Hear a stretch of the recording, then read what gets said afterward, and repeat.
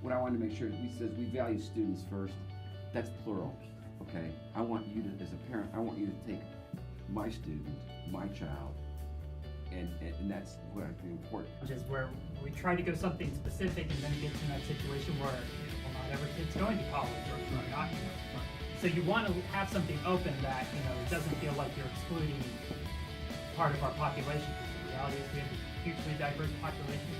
We have some high achieving, we have a good amount in middle, we have a lot of kids that are struggling. And so success is defined differently for every kid. Right. Yeah, understand it's a work in progress. You look at each of those bullet points. So every child can succeed, Indiana child can succeed, offering success, really thinking through how we define success. These are just some other ideas that went through as we were thinking it through. When we met back a few weeks ago and kind of finalized what we would be showing you guys, this is one that we decided, the vision statement, like, let's leave it like this, let's show them that it's our work in progress, let's talk to them about that, because we did have a lot of conversation about which avenue to go through. Right to what we as an FLA team have come up with our model, and I think Byron just pointed this out a little with the wheels and stuff, but you can see that there's kind of a DNA strand there too, that K-12 and Hoosier are working together to go in the same direction. And actually, some of what you said, just because I am the way that I am, was a little opposite of what we were saying. Good. Because we were saying, now this isn't going to be able to move as far as I know, but when we were coming up with it, why not be able to spin the other way? Why not be able to go both ways? And we didn't see it as backward motion, but instead just a different direction. I think a lot about big data in my job, right? And predictive analytics, term I despise. But in your world, you deal with predictive analytics in an overabundance, right? And I think one of the things I heard you say, Gary, it triggered me to think about this, is if we think about predictive analytics or sort of an empirical or empiricism theory, right? For a kid, we'd say, okay, the kid's starting here, and we moved into here, and we moved into here, we moved into here, we moved into here. Where would you think the next logical point would be? About here, right? What if the next logical point changes the Z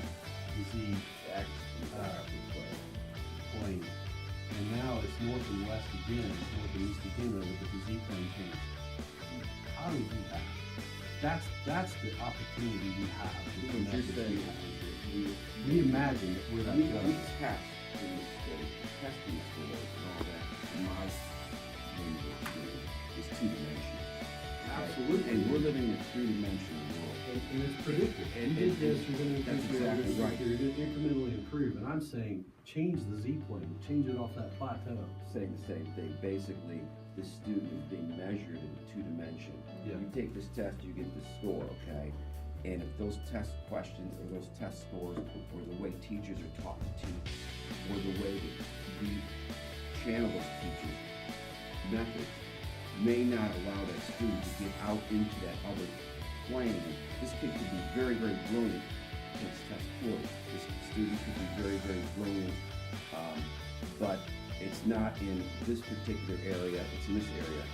Or this student has done all the memorization, passed the steps, passed the test, done everything, and basically has no common sense or will not be able to function in today's society. We didn't give him all the dimensions that student needs. And that concerns me. Well, we have the ability here to do. Statement here. All right.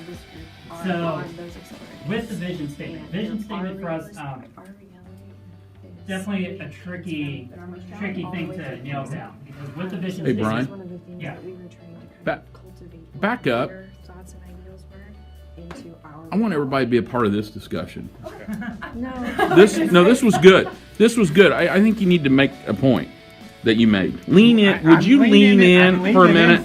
I'm leaning in too much, but somebody in this good organization talked about high ability kids, especially vulnerable. So to your conversation that you've been having, I don't know what that means, I don't know why they said that, but it's stretching that gifted kid is, what you all been saying, just because, hey, I'm in 4th grade, I'm doing 5th grade work, can I go to do 5th grade work, right? And so these guys know something about the high Well, and what I ability. told them is, when we had this discussion discussion, we were kind of cultivating what we know you guys think about and talk about and discuss frequently, and applying it to our reality, like Mike said. I don't know where'd Mike go? I need him. We were kind of applying your cultivated conversation to our reality.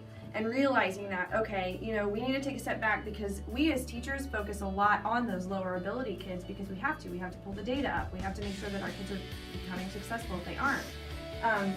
But one thing I know that we discussed was that, okay, but what about our high ability kids? What are we doing for them? How are we ensuring that they are excelling, that they are being, you know, given a rigorous curriculum so that they can take off? So that's what, that I think, somebody else trying to I think that's kind of where our thought process was, because those kids are vulnerable at any school, because any school is, I'm going to save this child, I'm going to save this child, I'm going to save this child. And those kids don't need saving, they just need more. So that was... Or less. Or less.